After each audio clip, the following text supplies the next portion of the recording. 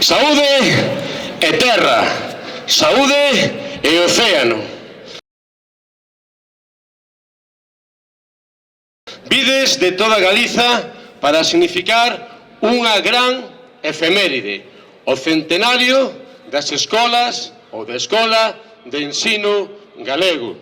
A lingua galega estaba afastada do ensino e grazas do sistema educativo e grazas a esta iniciativa entraba por fin na escola como un elemento axial da nosa realidade. As nenas e os nenos debían coñecer a súa realidade máis próxima para ser persoas realmente cultas. Isto forma parte dun proxecto global das Irmandades da Fala. Atención, nenos e nenas, isto vai ser alucinante.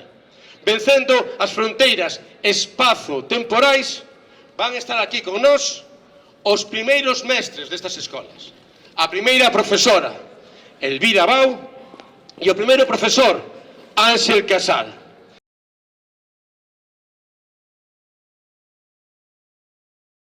Aquí foi onde fundamos nós, mozos e mozas republicanos, galeguistas, demócratas, as escolas de ensino galego.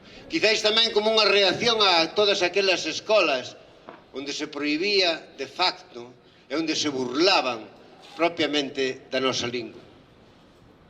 Agradezo a toda esta boa xente que está aquí e que lle fagades homenaxe, pero non só pola homenaxe en sí, senón porque tamén se ve que aquí está en práctica Elvira nas escolas da semente o que nós pensamos, o que nós cavilamos e o que nós proxectamos con maior ou menor éxito. E raparigos que xa non renegan do galego a que falan todas as linguas do mundo, mas tamén a propia, a que lles ven en herdanza. Voulle dar paso agora a Elvira Bau. Ela foi unha persoa fundamental para axudar entusiasmáticamente nesta labor das escolas de ensino galego. É unha mestra nacional republicana, galeguista e feminista. Estou emocionadísima de participar neste acto de homenaxe ao centenario da Escola de Ensino Galego que está organizado, como ben sabedes, como xa se dixo xa varias veces, porque é de xustiza, polas escolas de ensino galego Semente, que son un aplauso, moi ben traído ese aplauso. Estades en todo. Sí. Son as herdeiras naturais daquelas escolas que nós soñamos hai 100 anos. Escolas sen supersticións, sen relixións, escolas donde as meniñas e os meniños aprendan en igualdade.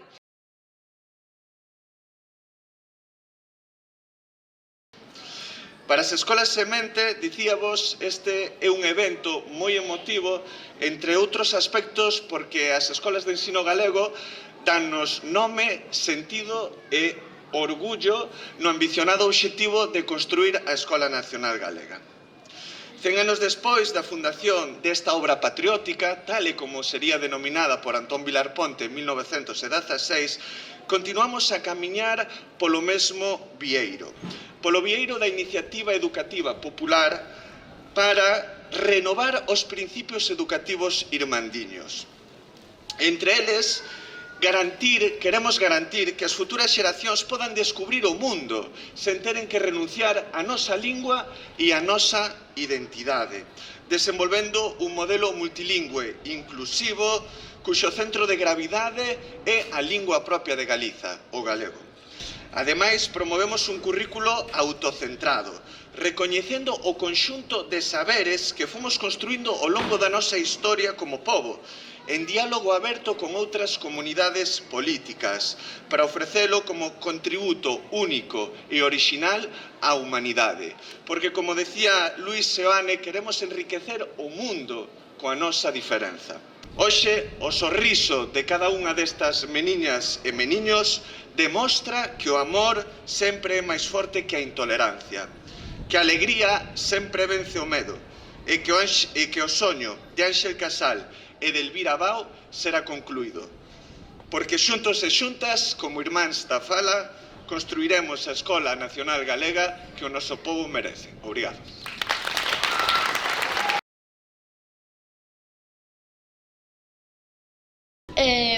Somos a primeira xeración que leva toda a súa vida académica dentro da semente. Este ano iremos a secundaria con este orgullo. En todos estes anos aprendemos moitas cousas, como que a natureza forma parte de nós e que a xustiza e o amor son os elementos fundamentais para a vida. E por desgraza o mundo está sendo todo menos iso. Desde a semente pedimos paz no mundo. Aprendemos a amar a nosa lingua, aprendemos a ser persoas feministas e a ser persoas feministas. Somos crianzas críticas que non aceitamos un porque non. E todo isto dun xeito diferente. Acreditamos en que non é necesario poñer exames ou estresarnos con deberes. Nos traballamos a través do xogo, proxectos de temas que gostamos e diferentes actividades. Outra educación é posible como pensaban Ángel Casal ou Elvira Bao. Nós somos a demostración.